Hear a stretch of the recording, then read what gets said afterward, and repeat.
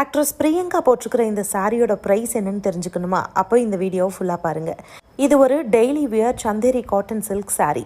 Multi கலரில் இருக்குது. Half and half designs கொடுத்துருக்குறாங்க.